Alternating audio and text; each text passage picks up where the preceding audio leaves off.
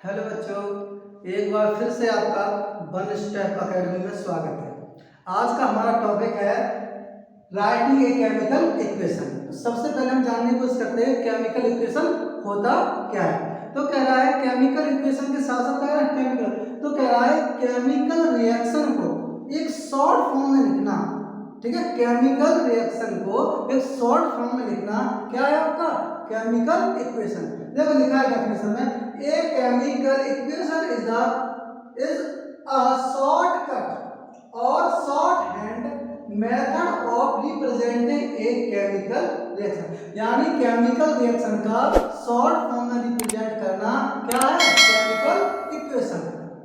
जैसे कह रहा है लेड नाइट्रेट जब पोटेशियम आयोडाइड के साथ रिएक्ट करता है तो आपका लेड आयोडाइड और पोटेशियम नाइट्रेट बनता है। अब इस बात को हम लिखेंगे तो लेंथी हो जाएगा, तो हमने क्या कर दिया इसको केमिकल इक्वेशन के फॉर्म में लिख दिया। ये सारी की सारी बात है। अब इसको लिखने का तरीका क्या है, तो दो तीन चीजें आपको सीखनी है कि हमेशा जब भी आप केमिकल इक्वेशन लिखें तो रिएक्टेंट हमेशा ही किधर आपका लेफ्ट हैंड की साइड लिखा जाएगा। किधर लिखा जाएगा लेफ्ट हैंड की साइड। लिखा है the reactant are written on left hand side with plus sign between them. अगर आपके रिएक्टेंट एक से ज्यादा है, टू एंड मोर है, तो हम उनको हमेशा इसमें क्या लिखें दो रिएक्टेंट है तो प्लस लगा के लिखा है, ठीक है। दूसरा क्या है the product are written on right hand side, और प्रोडक्ट हमेशा किसे चलेगा राइट हैंड की साइड लिखा जाएगा with plus sign between them.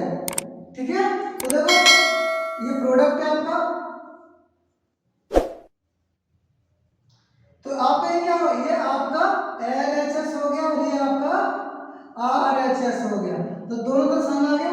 तीसरा पॉइंट क्या कह रहा है कि एन एरो, और एरो जो है आपका साइन ये आपके क्या हो रिएक्टेंट और प्रोडक्ट को सेपरेट करते हैं, क्या कर रहा है अलग अलग कर रहा है। और हमेशा ही एरो पर हेड पॉइंट है ये प्रोडक्ट की तरफ टुवर्ड्स द प्रोडक्ट। तो ये तो इनके लिखने के तरीके हैं।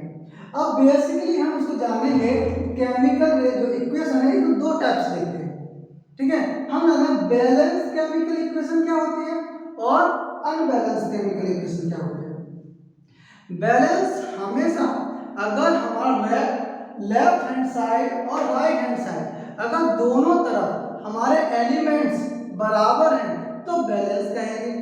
जैसे each element should be equal both side, अगर हम यानी हर एक एलिमेंट दोनों तरफ बराबर है तो बैलेंस क्या हो गया बैलेंस आपका इक्वेशन हो गया। ठीक है, देखो जब Zn और H2SO4 इधर रिएक्ट है ZnSO4 है, देखो इधर Z एक है Zn एक है, इधर भी Zn एक है, SO4 एक है SO4 एक है, H2 दो है, तो इसका मतलब ये बैलेंस जिधर जितने एलिमेंट आपके लेफ्ट हैंड की तरफ है उतना ही आपके राइट हैंड की तरफ है, तो इसका मतलब है कि ये एक बैलेंस इक्वेशन लिखी हुई है। इधर चलते हैं the number of elements on both side are not equal. इसमें क्या कह रहा है कि इसमें जो आपके एलिमेंट्स हैं वो दोनों तरफ क्या है इक्वल नहीं है।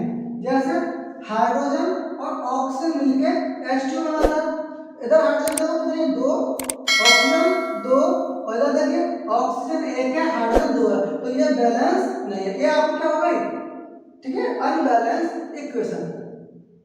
तो आपको आई होप कि आपको समझ में आ गया हो केमिकल इक्वेशन क्या होती है। केमिकल इक्वेशन आपको बेसिकली क्या है ठीक है शॉर्ट फॉर्म में ठीक है केमिकल रिएक्शन को रिप्रेजेंट करना, और लिखने का तरीका ही आपको मालूम हो गया। ठीक है, और दो तरीके होते हैं। अगला हमारा टॉपिक है ठीक है कैसे हम केमिकल ठीक है इक्वेशन को बैलेंस करते हैं। तो अगला टॉपिक में हम बैलेंस करना सीखेंगे। तब तक के लिए थैंक यू, धन्यवाद।